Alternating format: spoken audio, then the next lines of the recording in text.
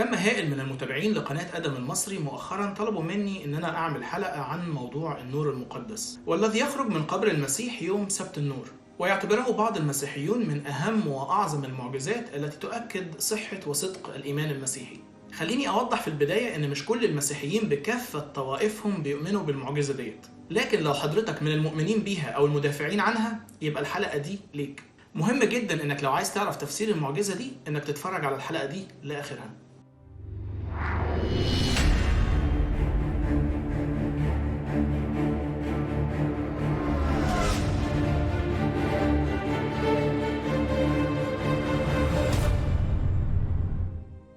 الجدير بالذكر إن شريف جابر عمل حلقة على موضوع سبت النور أو النور المقدس من حوالي 7 شهور، وكانت بعنوان معجزة سبت النور حقيقة أم خرافة. وأيضا أحمد سبيع من قناة البينة عمل حلقة بعنوان كشف خدعة النور المقدس. وطبعا كان لازم المدافعين هم كمان يعملوا فيديوهات علشان يردوا على الأسئلة التشكيكية اللي بيطرحها الناس دي على المعجزة.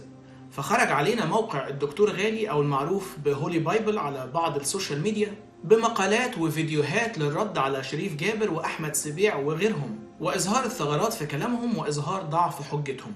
الصراحة وإحقاقا للحق، شريف جابر وقع في عدة مشاكل حول تاريخية المعجزة وسنداتها التاريخية، وأحمد سبيع وقع في مغالطات علمية ومنطقية حول استخدام الفسفور الأبيض لعمل الخدعة أو المعجزة ديت، نقلا عن إحدى البرامج الأجنبية اللي اتعرضت على التلفزيون اليوناني واللي حاولت تعلل المعجزة وتظهر خدعة الفسفور الأبيض على الشاشة. فقررت إني أعمل الحلقة دي علشان أعلق على فيديوهات الثلاثة المذكورين، شريف جابر، أحمد سبيع، ودكتور غالي، ووضح موقفي من معجزة النور المقدس المزعومة، وليه بعد كل الردود الدفاعية اللي عملها دكتور غالي أنا ما زلت شايفها معجزة مزعومة.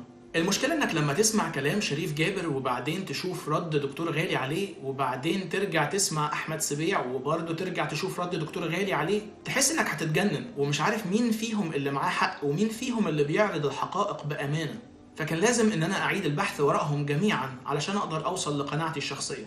المشكلة بتبتدي من قبل المعجزة نفسها، تحديدا من لحظة تحضير القبر المقدس. فتجد ان دكتور غالي بيقول نصا ونقلا عن موقعه الرسمي انه في صباح يوم سبت النور وقبل مراسم خروج النور المقدس يتم فحص القبر والتأكد من عدم وجود اي سبب بشري لهذه المعجزة. يبدأ الفحص في الساعة 10 وينتهي في 11، اي ساعة كاملة تقريبا.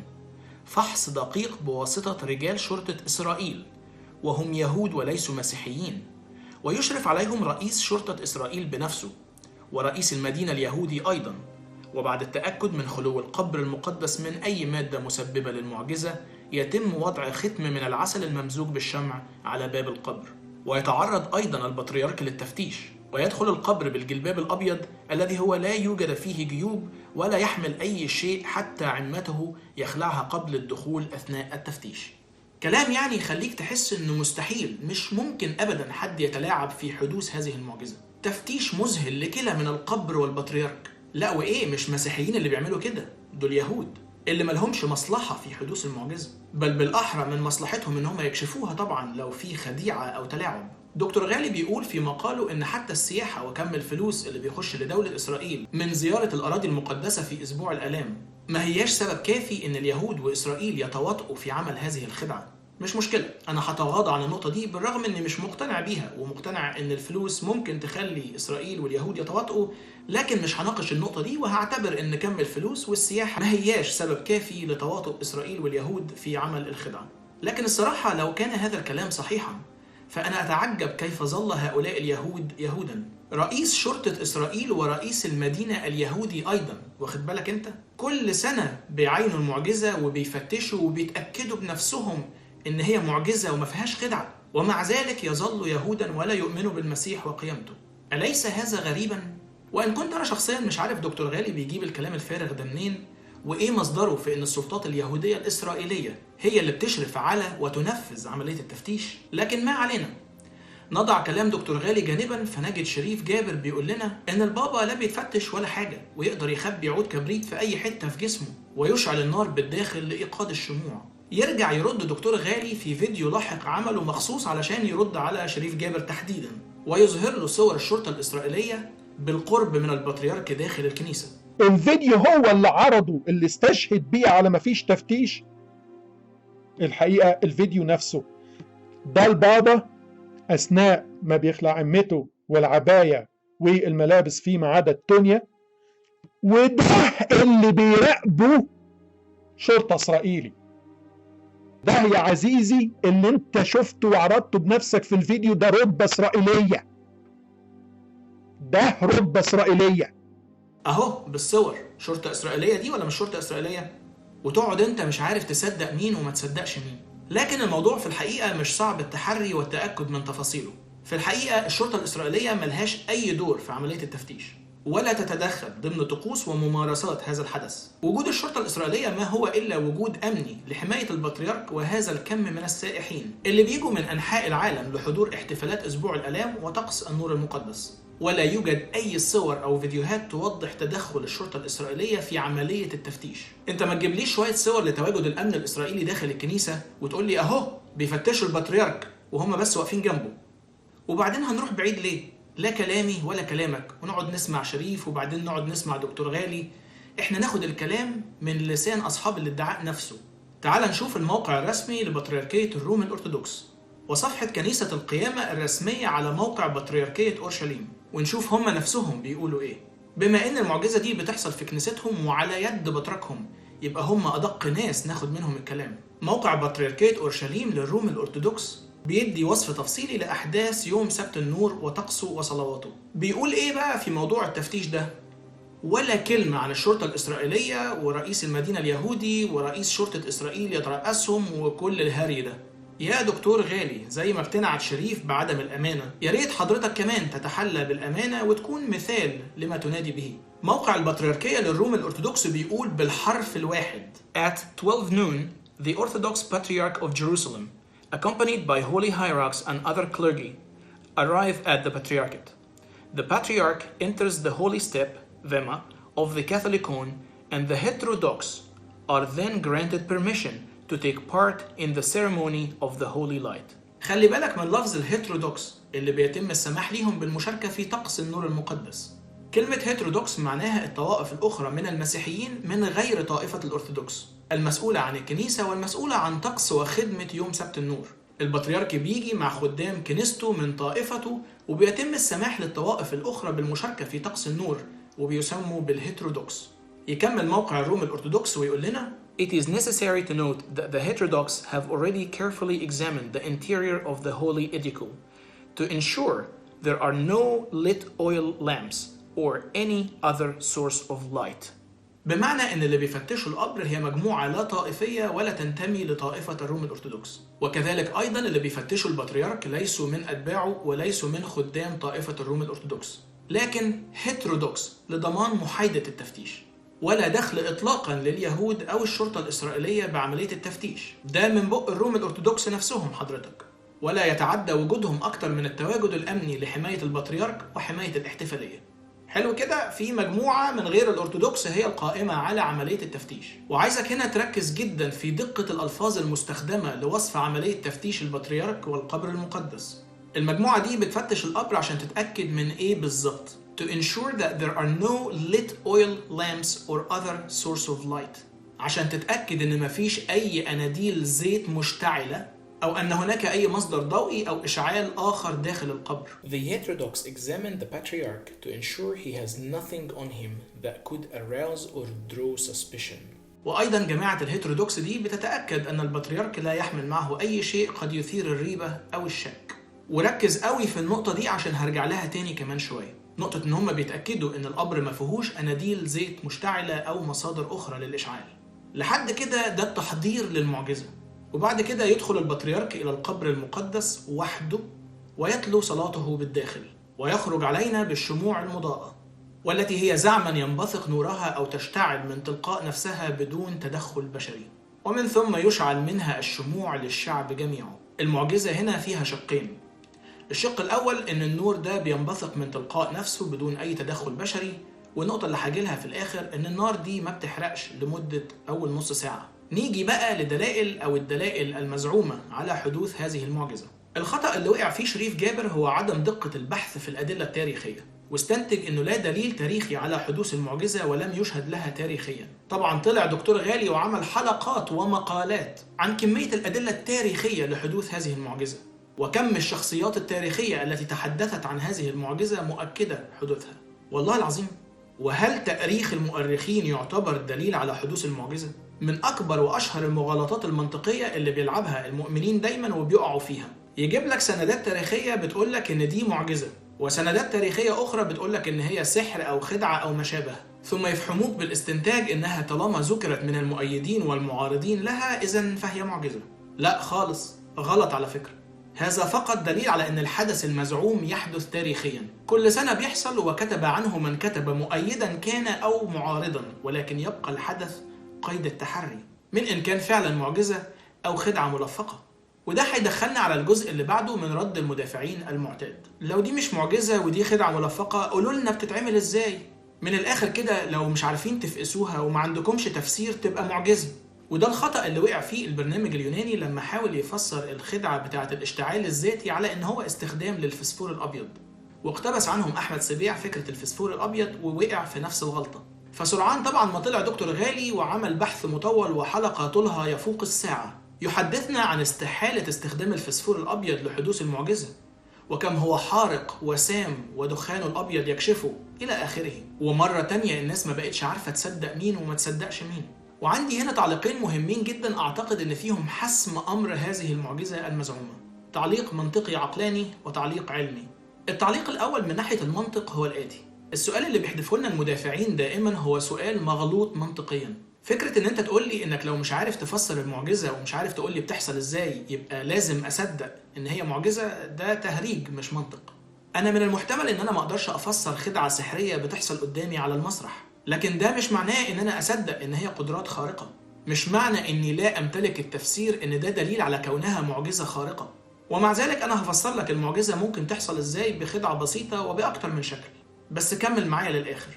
زمان وأنا طفل لما كنت أتفرج على فقرة الساحر على التلفزيون مع والدي وهو بيخفي الأشياء وبيخفي الوردة ويطلع العصفورة والحاجات ديت، كنت بصدق إن هو سحر فعلا. رد عليا والدي وقال لي: يا حبيبي لو ده سحر بجد الساحر مش هيحتاج إن هو يخفي الحاجة اللي بيخفيها ورا الستارة القماش.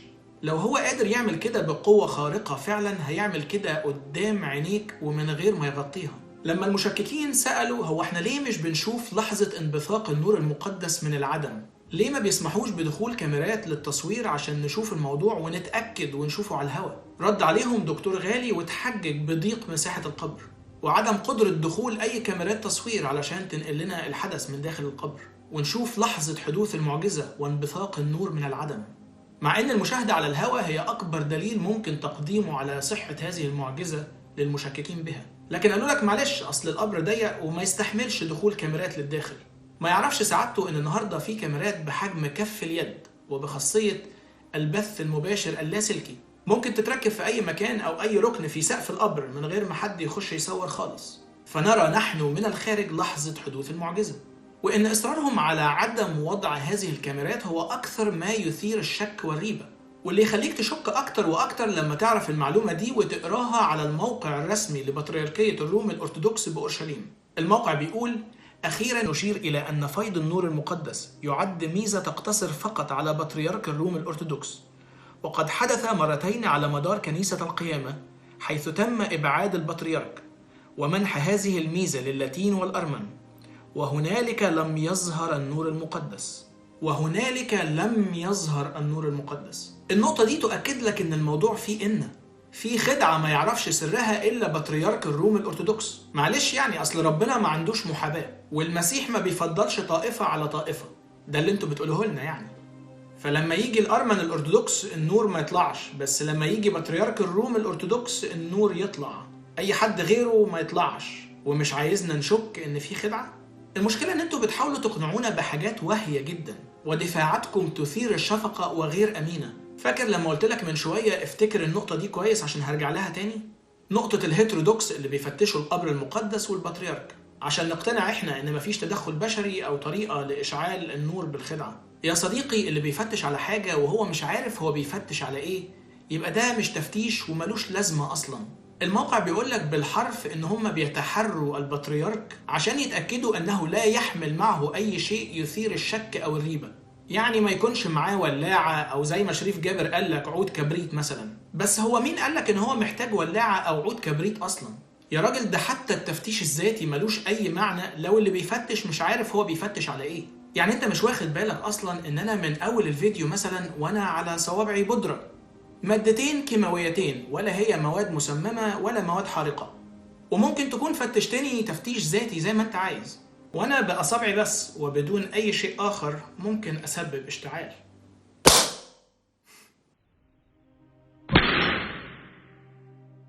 وارجع اقول لك، هو اللي بيدور على شيء يثير الشك او الريبه بيدور على ايه بالظبط؟ يعني هل ورقه بيضه في كتاب الصلوات او ورقه مكتوب عليها الصلاه اللي بيتلوها البطريرك داخل القبر، هل ده شيء مريب؟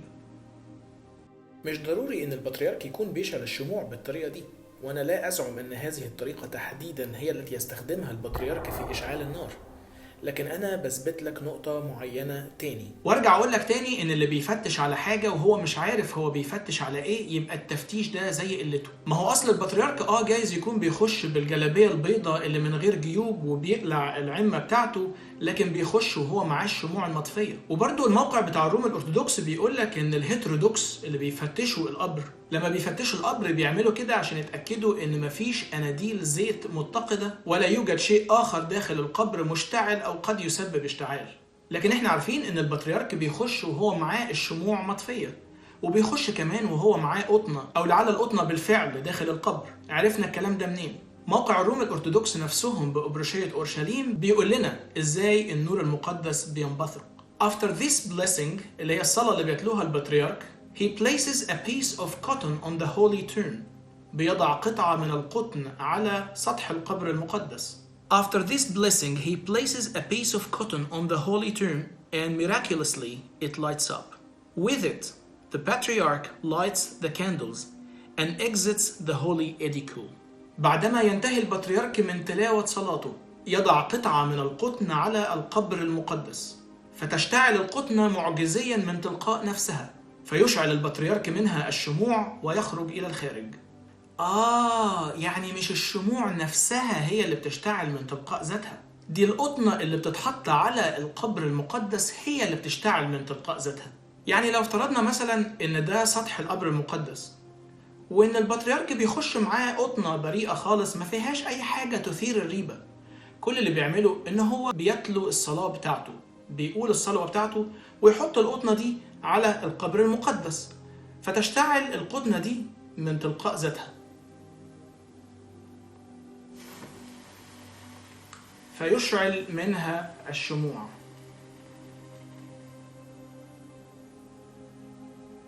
ويحط القطنة دي على القبر المقدس، فتشتعل القطنة دي من تلقاء ذاتها.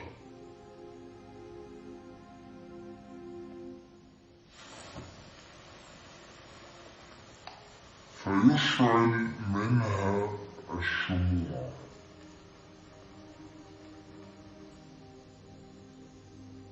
خدعة بسيطة جدا وقدرت اعملها قدامك على الكاميرا، ومعلش بقى سامحني في دي، بس مش هقولك انا عملتها ازاي. يا اما تقول لي انت انا عملتها ازاي، يا اما تصدق ان انا عندي قدرات خاصة وقدرات معجزية. مش ده منطقكم برضو؟ واحد هنا يسألني ويقول لي طب يا ادم بالنسبة لان النار دي ما بتحرقش لمدة اول 30 دقيقة، دي بقى تفسيرك ليها ايه؟ هقولك دي ليها ردين. اولا لو النار دي فعلا ما بتحرقش زي ما ضحكوا عليك وقالوا لك ان حرارتها تقريبا حوالي 40 درجة مئوية، ده معناه ان حرارتها اقل من كوباية الشاي السخنة. كنت هتلاقي ان الناس بتحط ايديها او وشها في النار ثابتة من غير ما تحركها خالص، ثبات الايد والنار. نار ما بتلسعش وما بتحرقش، طب ليه بتقعد تحرك الشمعة يمين وشمال او تحرك ايدك جوه وبره فوق النار؟ ما تثبت ايدك فوق النار، ما تثبت ايدك في قلب النار. لكن مش ده اللي بيحصل. اللي بيحصل ان انت بتلاقي الناس بتحرك ايديها في قلب النار بالشكل ده رايح جاي، ما بتلاقيش حد بيثبت النار على ايده. دي نار عادية مش نار مقدسة. ايه رأيك؟ وممكن افضل كده على فكرة نص ساعة حاطط ايدي في قلب النار. والحاجة التانية اللي محتاج تعرفها ظاهرة اسمها ظاهرة الإيفوريا، حالة من النشوة الروحية اللي بتدي الإنسان قدرة على عدم الإحساس بالألم. أنت جايز تفكر إن آدم مثلا قدر يحتمل النار على إيده، لكن معقولة جموع الناس اللي في كنيسة القيامة اللي بتستحمل النار دي كلها عندها قدرة على احتمال النار على ايديها بالمنظر ده. ظاهرة الإيفوريا ظاهرة علمية ومعروفة في علم النفس، وهحط لها مصادر تحت الفيديو. ومعروف جدا العلاقة الوطيدة ما بين ظاهرة الإيفوريا والقدرة على تحمل الألم أو عدم الإحساس بيه، زي جلد الذات في احتفالات عاشوراء بباكستان، الانتشاء الجسدي بالتعذيب، أو الظاهرة الأقرب لظاهرة النور المقدس وهي السير على الجمر المتقد بالأقدام الحافية في العبادات الهندوسية بالهند. حالة الانتشاء الروحي والنفسي بتخلي الإنسان إما إن هو ما يحسش بالألم أو يستلذ بيه، لكن ده ما يمنعش إنك لو ثبت النار على جلدك من غير ما تحركه إطلاقا جلدك هيتحرق بغض النظر عن إحساسك من عدمه. فمن الآخر كده عشان أختم الفيديو، لحد ما نشوف كاميرات صغيرة بالبث اللاسلكي من داخل القبر، نشوف انبثاق النور من العدم من غير ما البطرك يلمس أي حاجة، ولحد ما نشوف الناس بتحط النار على جلدها لمدة عدة دقايق من غير ما تحركها وجلدها ما يتشويش، تبقى فكرة النور المقدس يوم سبت النور مجرد معجزة وهمية.